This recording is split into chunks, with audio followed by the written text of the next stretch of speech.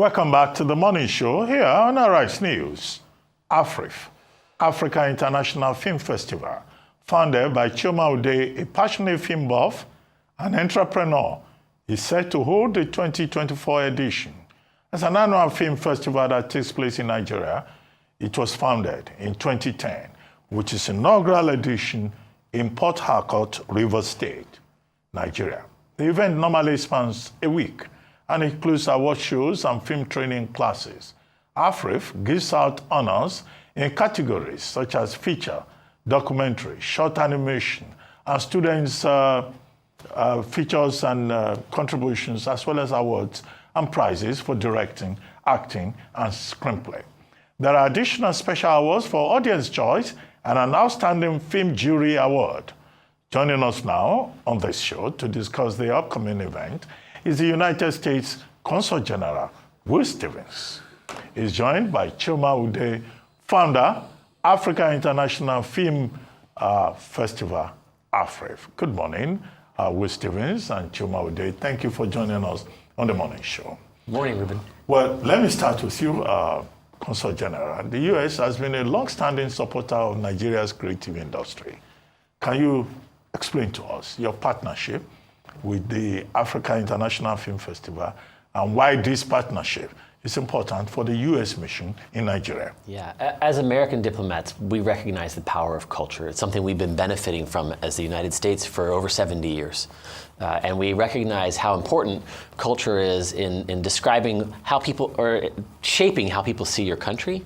And we want to join Nigeria in their journey to help shape how people perceive Nigeria. And so our investments have included things like exchange programs where we bring Nigerian filmmakers, music makers, artists, others in the creative industry to the United States to find partnerships, but also investing in incredible programs like AFRIFF. We've been a partner with AFRIFF. This is now the 10th year in a row where we've supported the program, helping to bring together Nigerian filmmakers with American filmmakers and really catalyze future growth and partnership, because we want to be part of that. As President Biden said at the African Leaders Summit, we're all in on Africa. And that means being all in and helping enable African voices to get to the world. Absolutely love it, of course, and we're all well aware of the power of national branding that Hollywood has done for the United States. It would be amazing to see that happening here for Nollywood. Chioma, I'll come to you. So, of course, AFRIFF has grown to become one of the largest film festivals in Africa. What would you say has been the key to its sustained success over the years? Good morning, everyone. I would say the community. The community entails the filmmakers, the film lovers, the diasporans that come in, the families, the friends, but most important, the government and the sponsors.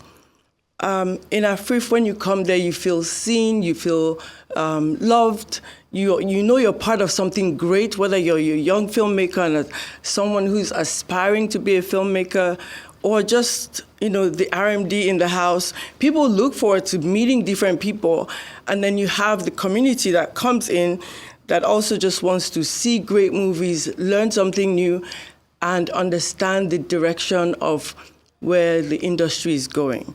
So you have all the investors also there looking at something new, something different. That sustained community is what we say is keeping us going. Thank you. All right. So let's talk about, this cross-cultural supported, cultural diplomacy objectives in Nigeria across the African continent. What has it been like for you supporting AFRIFF? Mm-hmm. So we see, the U.S. and Nigeria are natural partners, right? We share so much in our history, in our diversity, and we want to maintain that partnership. And we think investing in the cultural space, investing in how our countries come together makes a lot of sense. But I think more importantly, it's about jobs. It's about economics, right? And so when you support something like AFRIFF, you're supporting an industry that has the potential to create $100 billion worth of growth in Nigeria's economy by 2050, right? And jobs for youth. And the creative sector is a sector that employs, obviously we're all familiar with the famous actors and the luminaries on stage and on TV and film, but below the line, the producers, the people that are behind the cameras, that are building the sets, that's tens of thousands of jobs for every film. Yeah. And so when you're investing in that, you're investing in economic growth in Nigeria, and it's a growth that's tied directly to the United States, because those films and your creative sector, it's reaching audiences around the world through US tech platforms. So it makes natural sense. The synergies are incredible, and we're just deeply proud to be part of it. Makes sense. But Chioma, AFRIFF is an annual showcase of the world of filmmaking, with participation from local actors, international actors, directors, film critics, buyers, distributors, everybody. How do you envision the 2024 edition of AFRIFF will stand out from previous editions? And what themes or initiatives are you particularly excited about for this year's edition? I'm always excited. Anybody that knows me just knows I'm such a ball of a flurry of excitement. The theme this year is cultural wealth to global prosperity. And we started off in Onga. We've had our panels in Onga on this. So we're expanding on what we started off.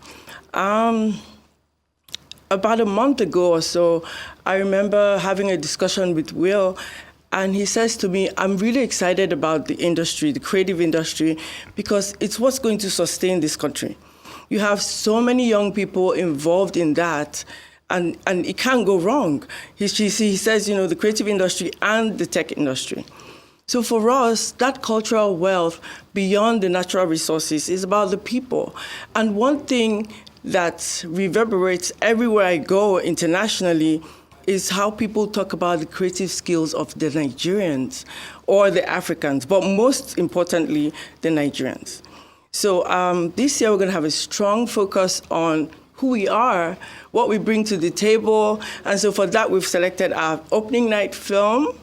It's very Nigerian, and we put a lot into selecting that film.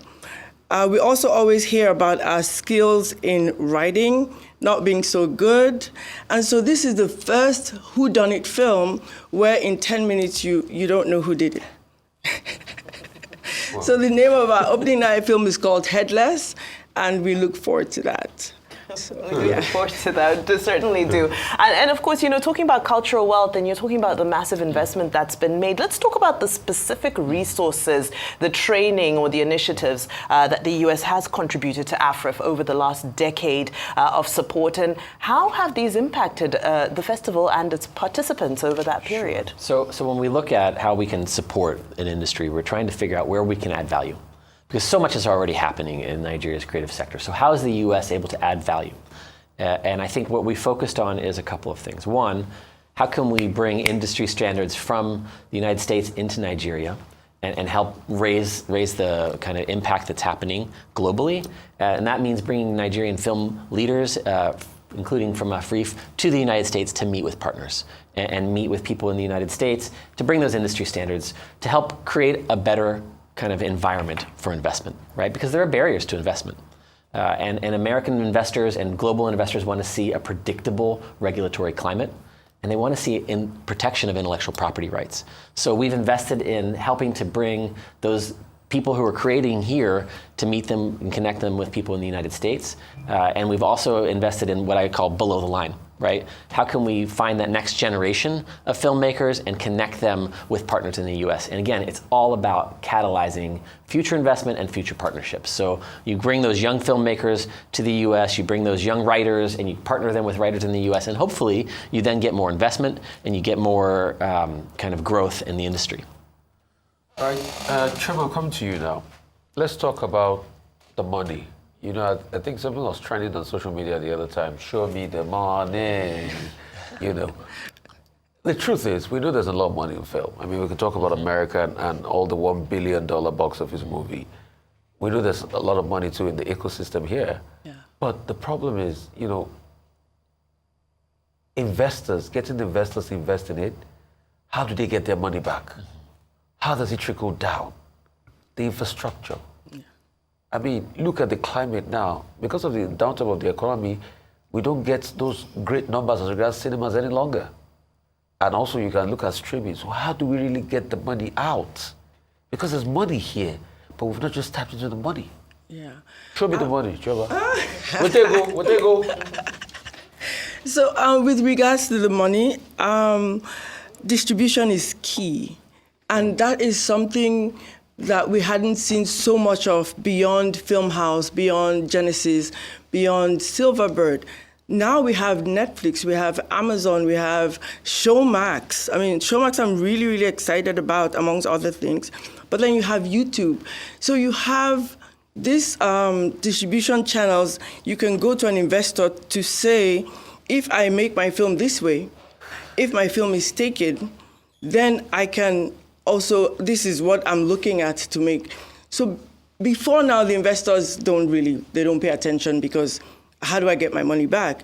But now you can actually, as a distributor, me, myself, I can go to an investor and say, you know what, this is what is happening in this space. I had Pan-African Capital come up to me and say, you know, want to invest in films, Chioma, what do you think? And I would open my books and say, if you make a film with this amount, this is what you get. I mean, you could get so much more. I've sold films for $1.2 million. Really? And, yeah, so I have it to show. In Nigeria, Yeah. And how much had you spent to produce it? I don't know whether that's a good thing to say on camera. Wow. But $1.2 million cost. I mean, I just sold one the other day for $650,000, and I know how much he made it with.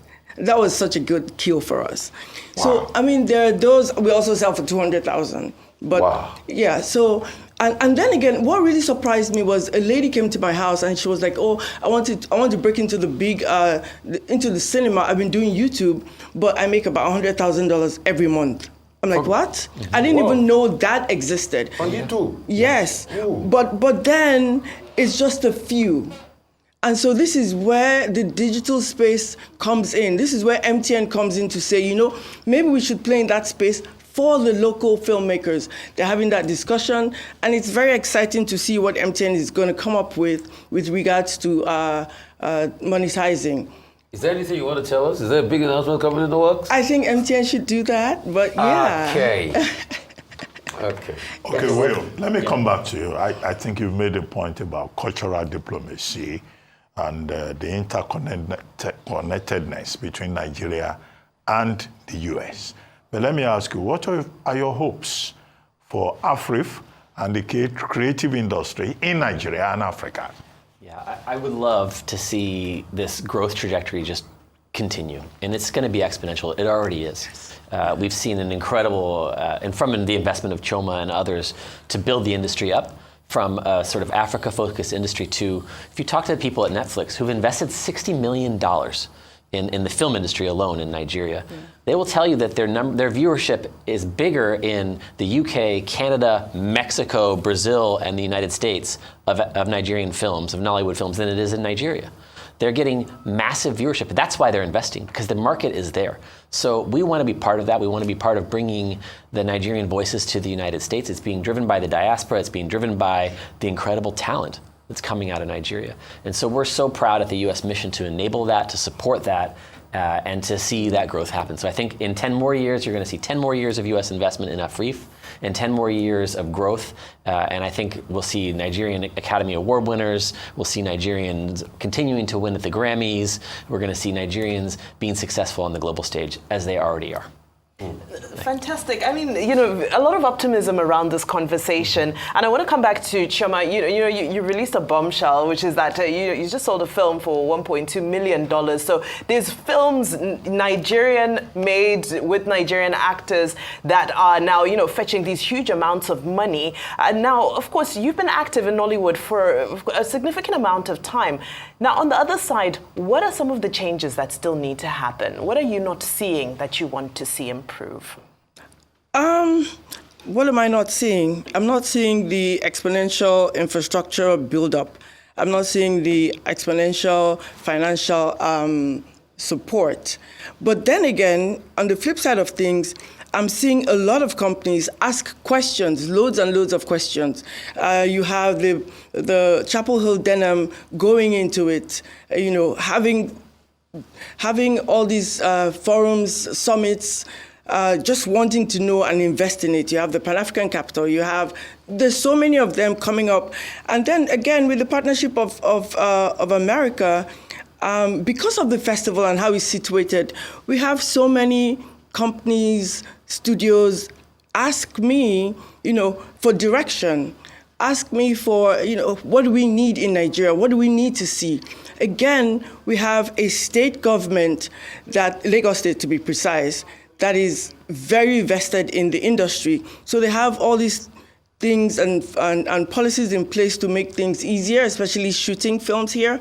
And then you have HM Hanatu, who is working on policies, putting in the right people in her ministry to make sure things come to a good end for us.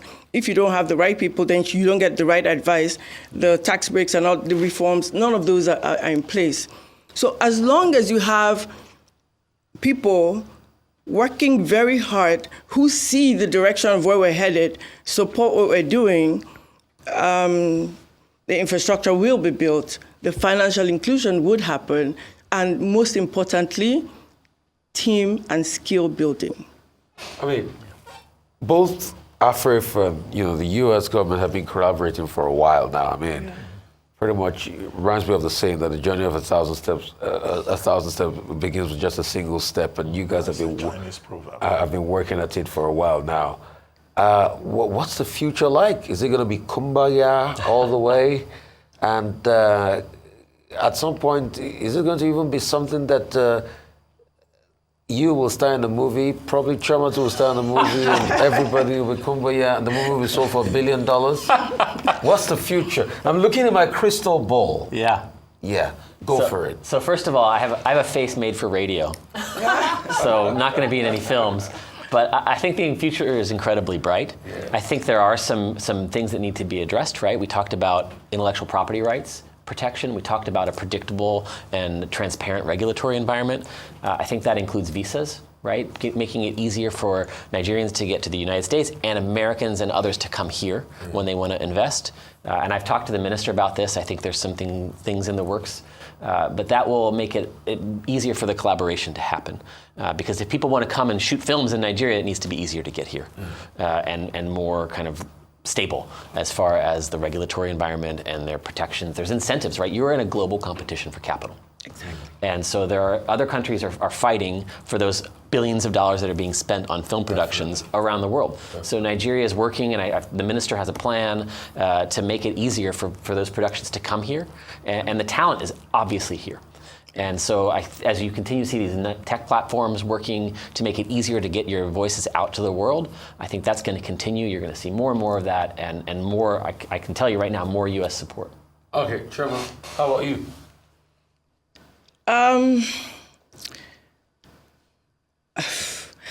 The future is blinded. I'll say something. We are a lot greater than people think we are. Yes. A lot. Yes. I know of studies that have been done, especially on the diaspora Nigerians. Yeah. So when they do these studies and we make films here, the people that eat it all up are in the diaspora, and their numbers are huge.